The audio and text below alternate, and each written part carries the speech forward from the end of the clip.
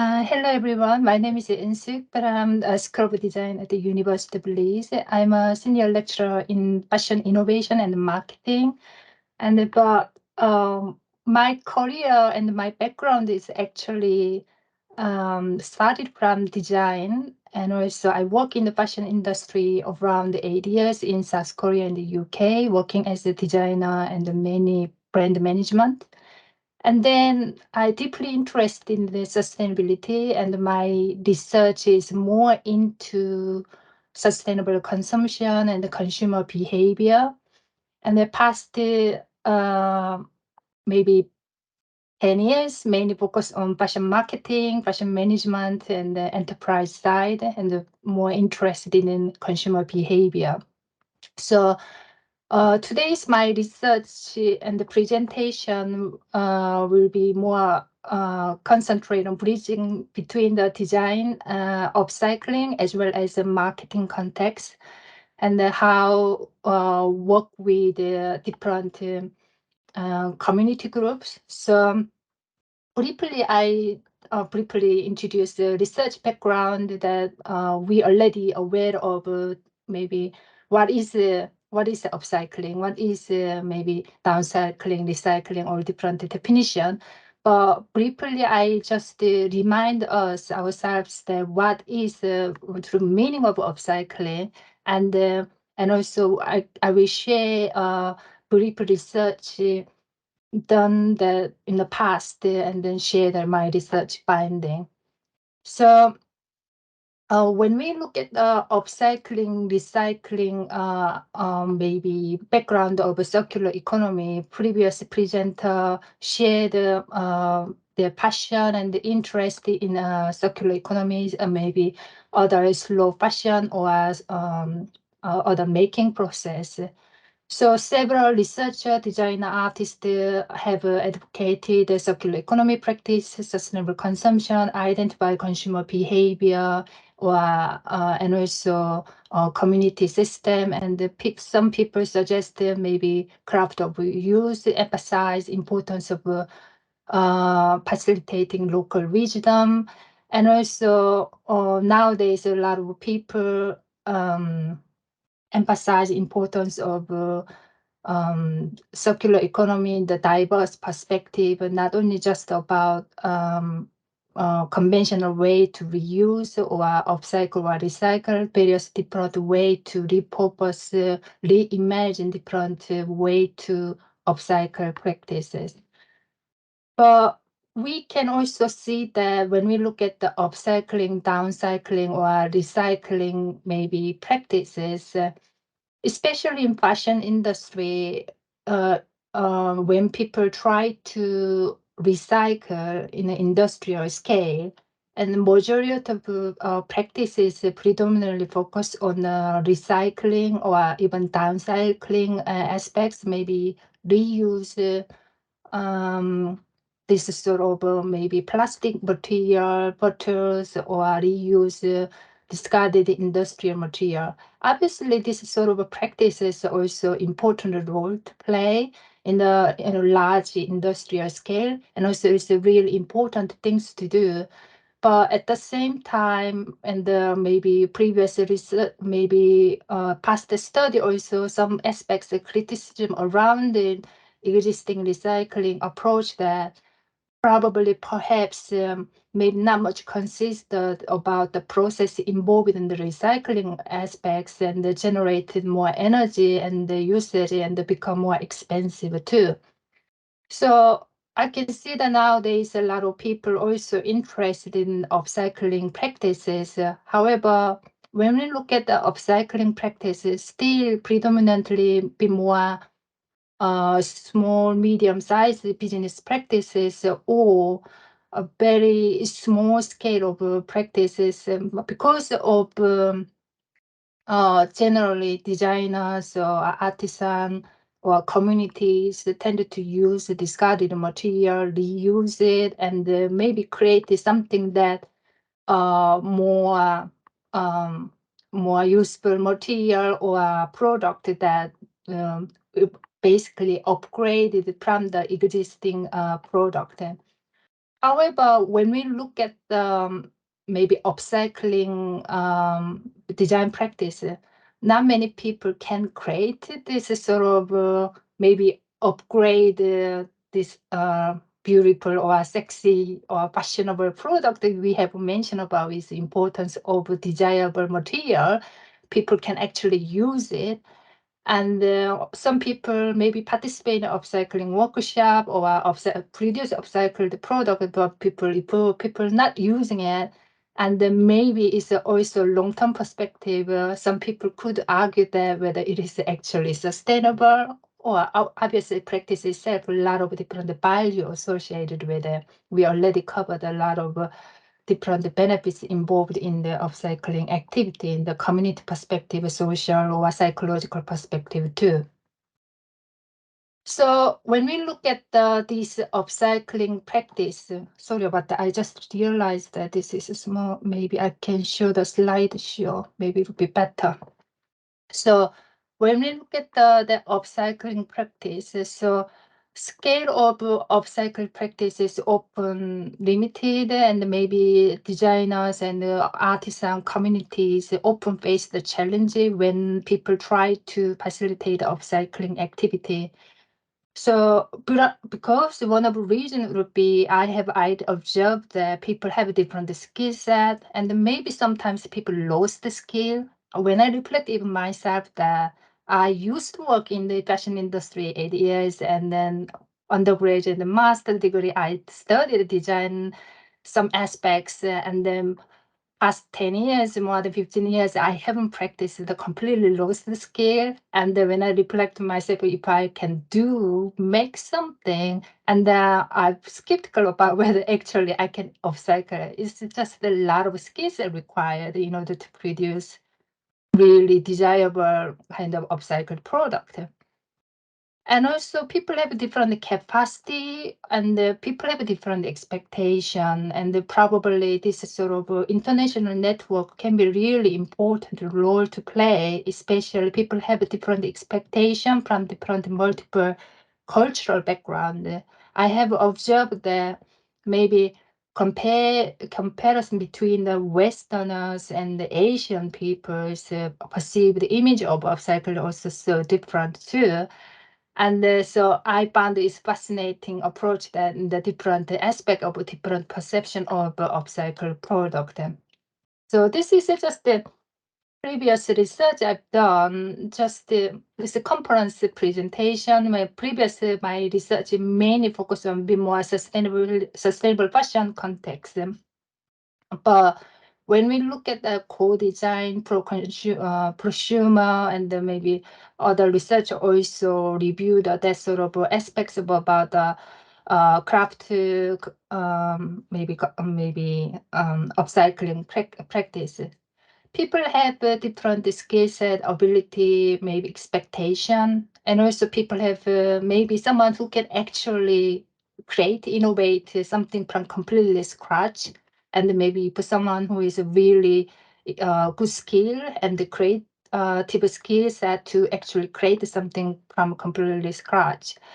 And then maybe some people maybe need a lot of support from designers. Maybe we need to develop some sort of a tool, maybe toolkit that help to people to actually design something desirable. And then maybe some people could modify, adapt, and then maybe transform some existing product from the maybe more desirable product, upcycled product. So this is just based on the maybe existing different type of co-design, maybe type of people and created a bit of different typologies, and how we can apply this into more upcycling practices. I'm working on this developing typologies for a different type of upcycler. So past 10 years, and then actually I'm working on the consumption side, sustainable consumption side, but I used to work in the bit more creative direction. So I'm gonna share some creative practices that I've done in the past, and also recently, past 10 years, mainly focus on working with community groups. I'm really good to see that different researchers actually working on the different community groups. So, and actually, I work with them be more participatory action research rather than just observe their practice, actually work together as a community members and then kind of facilitate this sort of activities. I also found a lot of challenges involved in the actually using this community-led approach. Obviously, we can also see a lot of different benefits associated in the engage with this community action too. So because one of the initial my motivation was maybe people don't have enough skill and not all people can use a sewing machine, not all people can have that sort of capacity and ability to make something.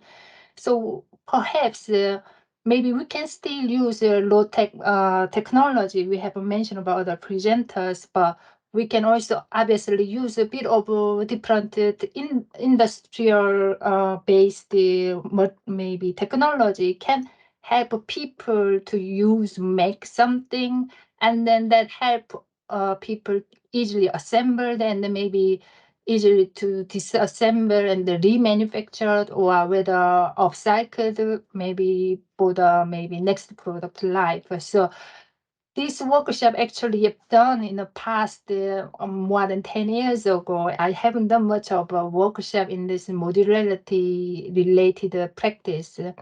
But I'm happy to push a little bit more about this sort of research direction, especially incorporating with how new technology, even AI, BI, new technology can enhance to maybe create a digital platform to facilitate this sort of workshop, modular fashion design, industrial scale. So last 5 years, I started to work with different community groups, and we created a reverse fashion community, and mainly focus on the sharing story of clothing reborn, and people start to share on their second-hand clothing experience, maybe upcycling, repairing experience, and then at the moment, I'm working on writing papers related to that previous study. So in 2019, and then we worked with the repair cafe, and then we organized the upcycling workshop, and then we a member of a repair cafe community, and some researcher who experience in a making process. They also help community member to repair upcycle activities. So we organized this workshop, advertised, and then quite a lot of people initially registered, and then but at the end, maybe because of accessibilities, probably time and the restraint, and there's maybe not all people turn up, but the community members who joined this sort of workshop, and then they actually brought their own material, what sort of a product they wanted to upcycle. So, for example, this kid, she wanted to create this little pocket because she always need to hold the water bottle and want to put it, and she asked us to make it. So actually, I helped her to create this pocket, but I found this really hard because the last 10 years I haven't done much of practical work. And then, but helped her to actually produce something. And then one of my colleagues actually helped another lady to create different this sort of dress design, and obviously work together with academias and community group, and all work together. So a lot of positive response from the community members, but at the same time, we also found quite the challenges to facilitate this sort of workshop. One of the main reasons would be, as I mentioned before, people have a different skill set and expectation. Some people tend to just observe and expect researchers, expect people who have some sort of a skill and they can make things for them rather than try to learn. And so it's like it's depending on how long they involved in this repair carpets activities. Obviously, people's skill sets gonna be all different too.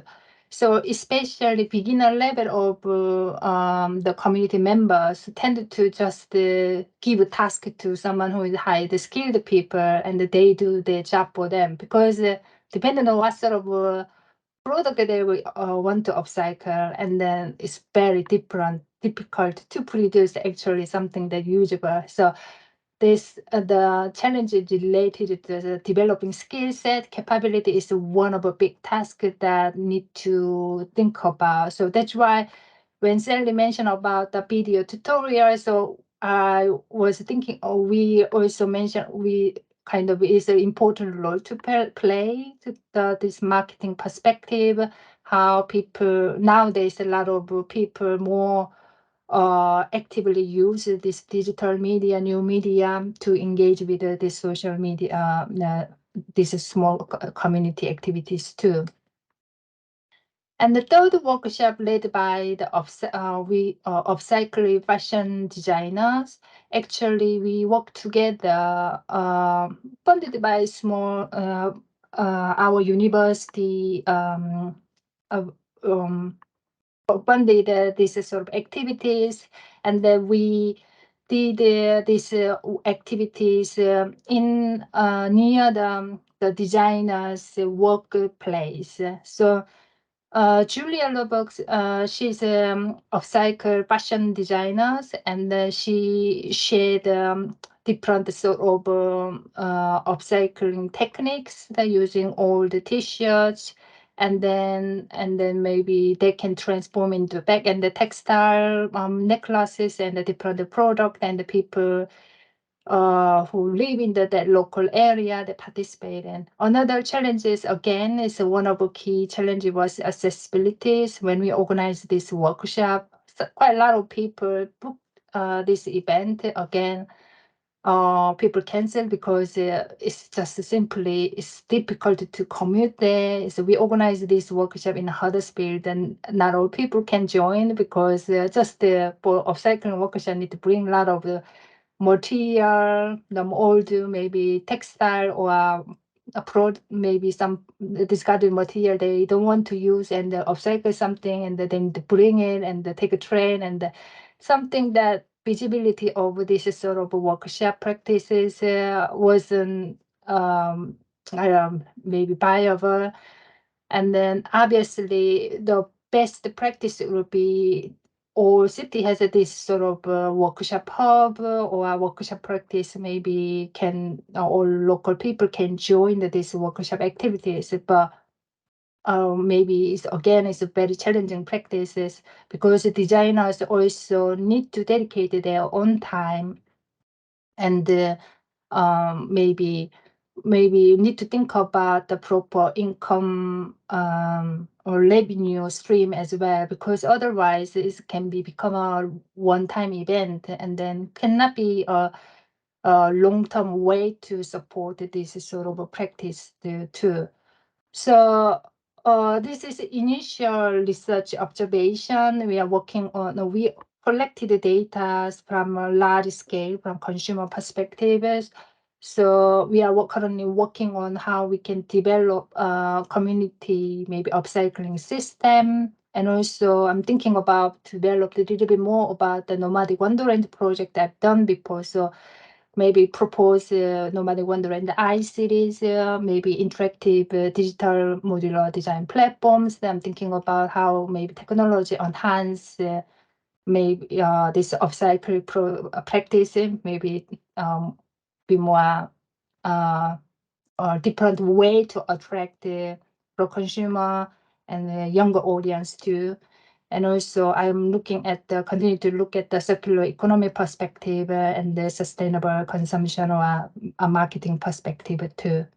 So yeah, so thank you for your attention. And if you have any question or someone who is interested in this sort of community practices or digital technology that can enhance collaborative activities or modular maybe upcycle design, I'm happy to work with you. Thank you.